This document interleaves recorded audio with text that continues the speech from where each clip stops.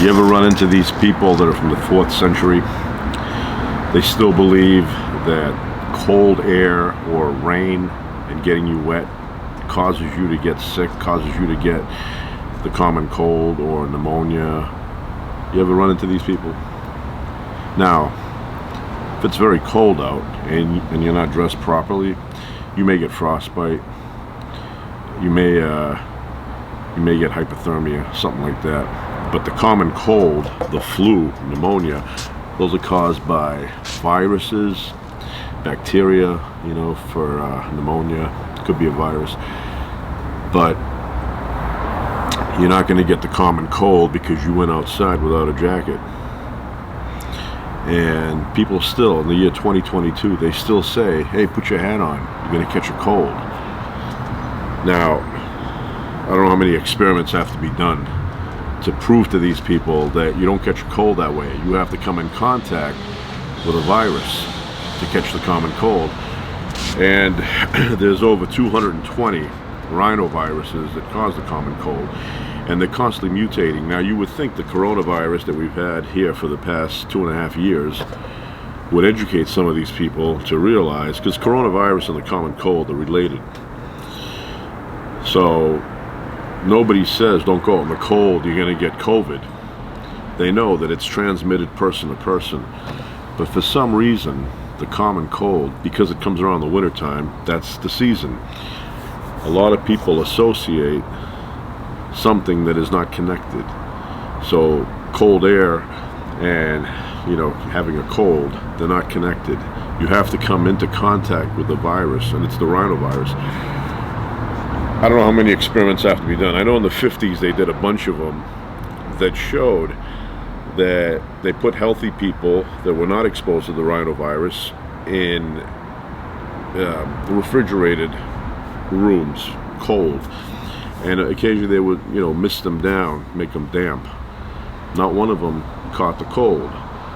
Then on the other side, they put people in a nice room, comfortable, 70 degrees, 75 degrees, very comfortable, dressed nice and warm, but they put the rhinovirus in their nose using a Q-tip, put it right in there. All of them got sick. So, and you know who else knew that being wet and out in the cold did not cause you to get sick or common cold? Benjamin Franklin, and he lived in the 1700s.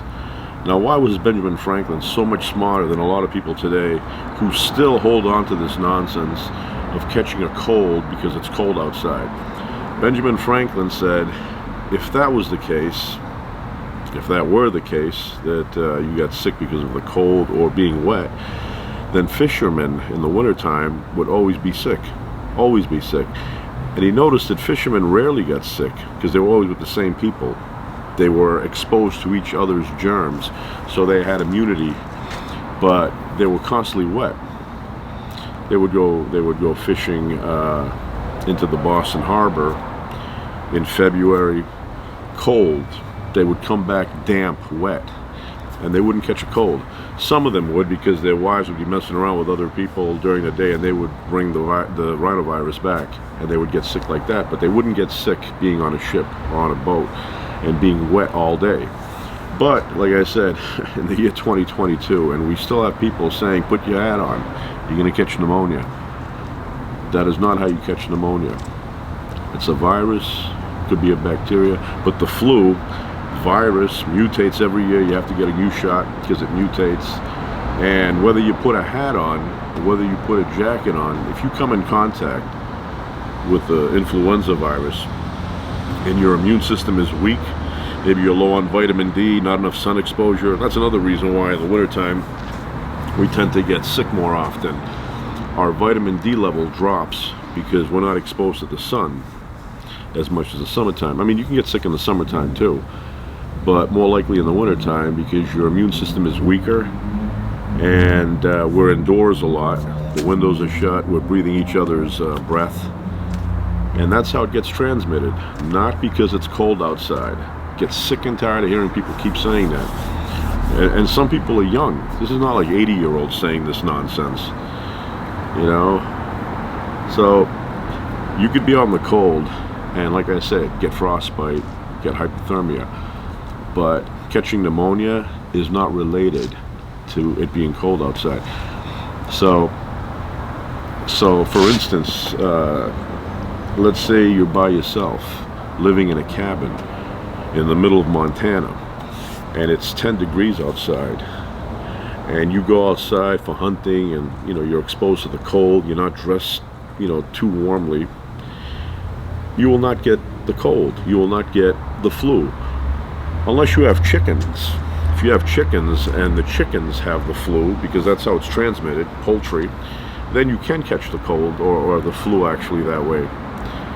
But unless you come in contact with another sick human being or a sick animal, you will not get the common cold. You will not get the common cold. So you can dress in fur, you can dress in flannel, you can dress up like a mummy. If somebody comes near you and sneezes and you inhale the virus from the common cold, you will get sick. That's the way it goes. So that's it. Get sick and tired of hearing that nonsense. I would respect people if they said, hey, put on some gloves, you're going to get frostbite on your fingers. That, I believe, because that's reality. But somebody says to me, put on some gloves and a hat because you're going to catch the common cold, or you're going to catch the flu, or you're going to get pneumonia. Pick up a book, update yourself. We've known about this stuff now for a couple of 100 years, and since the 50s we've done experiments, and we know common colds are not caught by the cold air. Cold air does not zap you and make you sick. And the other thing is, some people feel if they drink cold fluid, like a glass with ice water in it, and you drink it, you'll get a sore throat. You may get brain freeze, that's temporary, but you're not going to get a sore throat. If you have a sore throat, it's not because of the water, it's because you were exposed to streptococcus, mononucleosis. Strep throat will give you a sore throat. Some kind of virus, some kind of bacteria. Usually it's a virus, I believe, when you have a sore throat. 80% of the time it's a virus, 20% it's bacteria. It's not the fact that you drank cold water. What's up, how you doing? Here we are, Italian sausage night. But tonight a little bit different. It's Italian sausage, but chicken sausage. So very, very flavorful. I've had it before. And of course we have the peppers here. Got a few Anaheim peppers. And we have some bell peppers here, red ones, and onions. Onions, what can you say? It just makes it taste better. So, and then we have a little snack here, ribeye, little ribeye steak. So we're going to begin by adding a little salt and pepper on the ribeye. That's it, keep it simple. You only want to over spice it when the meat is not that tasty.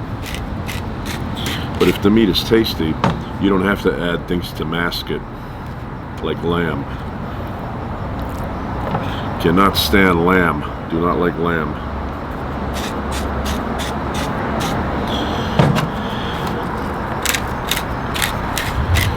Fresh pepper, as they say. I don't know how fresh it is, but it's not ground up yet, so that's what they mean by fresh.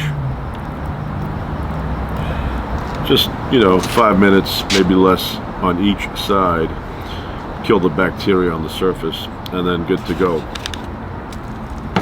So today I was thinking about the electric company, not the one that we pay the bills to, but I'm talking about the electric company that was on PBS in the 70s. I love that show. It was like a lady would scream, "Hey you guys," at the beginning. And she's an actress, what's her name? Rita something. And then Morgan Freeman was on that. There was a bunch of people that made it into Hollywood movies from that show, The Electric Company. It was an educational show, but it was very interesting. The Adventures of Spider-Man were on there. No, Letterman, Spider-Man. Joan Rivers narrated The Adventures of Letterman. And that was a cool little cartoon. he had the Spellbinder, and he would change, you know, like a guy taking a bath in a tub, and he would take the E with his magic wand, add it to the tub, make it into a tube, and the guy would be stuck inside the tube. And then Letterman would show up, and he would jump over the letter T, faster than the rolling O, stronger than silent E, able to leap capital T in a single bound. It's a bird, it's a word, it's a plane, it's Letterman, something like that. And then he would come, he had the E on his chest, and he'd pull it off, and he was like a football player or something. And then he would change tube back into tub, or he would take a letter away or something. But it was a cool little show. And then my favorite tune, even to this day, I love this tune, L.Y., the L.Y. song, sung by Tom Lear. I think it was Tom Lear. Lear. I think he's still around too. But he had quite a few interesting tunes, and the voice in that song gave me a feeling. You know, it's one of those songs. Immediately, L.Y. There's a scene where I guess he's in the library, stumps his toe, but the sign says "Quiet, please." So what do you do? You salt quietly, and then at the end there's a Dracula, and what do? You got to leave the room immediately, L.Y. But the L.Y. song, you got to look it up. It's a cool little tune.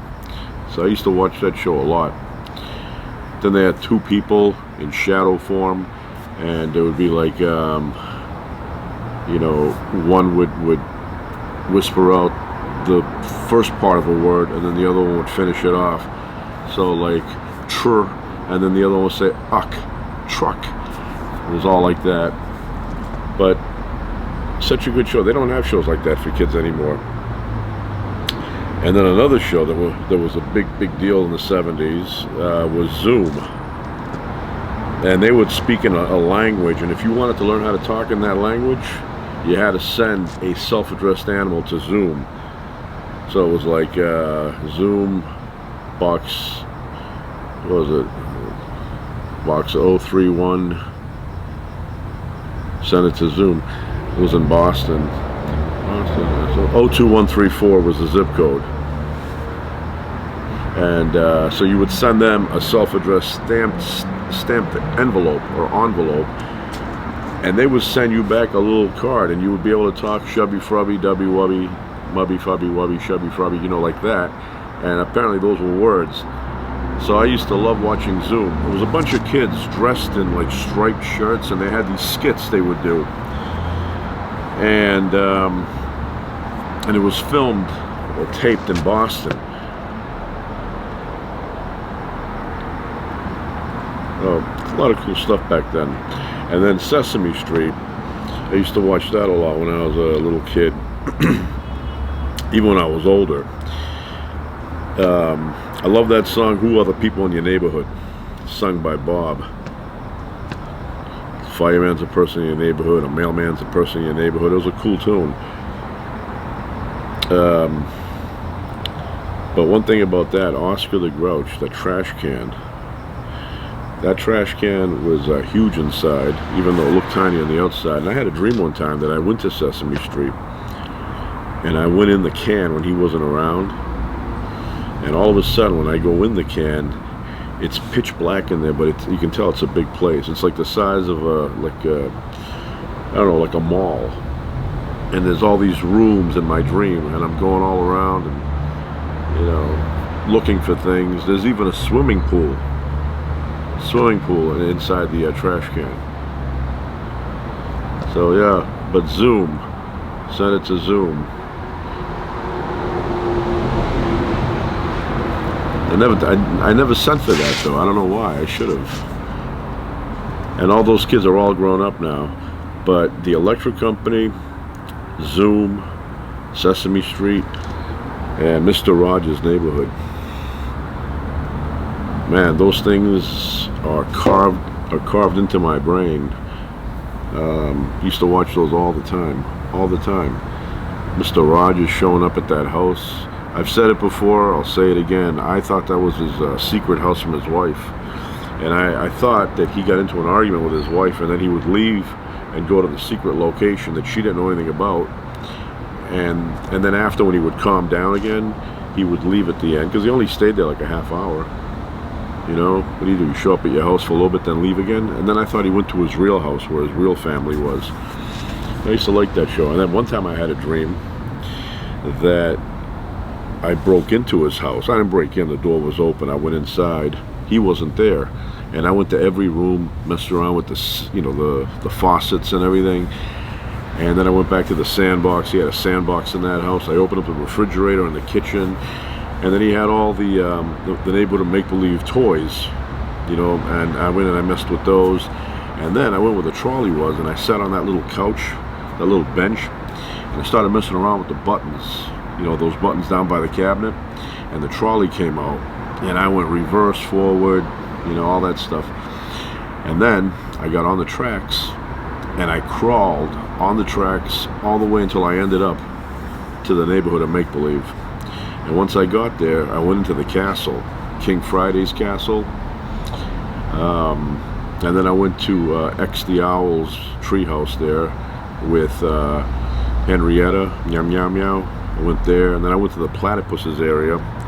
And then I went to one of the best characters, Lady Elaine. Lady Elaine Fairchild. You know, with the museum go around. I went there, it was all interesting inside, very magical. But big fan of that show, big fan. And I liked the neighborhood, even at the opening credits when they would pan up into the model neighborhood. I thought that was the real neighborhood. I would look around trying to find Mr. Rogers walking, but and I knew it was a model. I go, you're not going to find, you know, Mr. Rogers walking there because it's not real. And then they would say that it was brought to you by McDonald's Corporation and Sears and Roebuck, or Sears and Roebuck Corporation. And then at the end they would play that jazz music, and you know, you'd see the neighborhood again. But I was so into that kind of music, loved it. And Fred Rogers, can you imagine Fred Rogers losing his temper and swearing his ass off? Tough to imagine. But yeah, those were my shows. And the LY song, love the LY song. Immediately LY. Then there's a pie eating contest in that song. Guy eats it eagerly. Then he there's a lion or something, or a tiger walks by him. Yeah, good memories. Anyway, I gotta cook this stuff, otherwise we're never gonna eat. So, bell peppers, Anaheim, chicken, sausages, onions, and a little bit of a snack here, a little bit of ribeye. Love ribeye, very tasty. But don't overcook it. Do not be a schmendrick and overcook your steak. Steak should be, you know, I want to say, you know, like barely cooked. That's when it tastes the best. But you know, you don't want to pick up any bacteria. So medium, you know, less than medium, or even raw with the outside barely cooked, just slightly cooked where it gets brown. That's when it tastes the best, especially if it's a good cut, tender, good marbling. Do not want to overcook it. Some people, they put their steak in the oven, it's like that thick, and they cook it to death. They cook it to death. It comes out looking like charcoal. I mean, you want to cook the outside where it has a bit of that, but the inside should be nice and red. So, yeah, rare. Medium rare. That's it. So that's what we're going to do now. We're going to do some cooking. Alright, so we're cooking the sausages, and tonight we're going to have, with our Italian sausages, Peroni. Beer imported from Italy.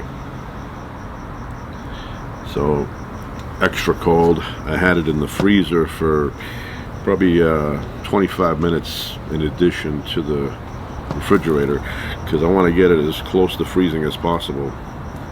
I do not like warm beer. 33 degrees, 35, somewhere in there.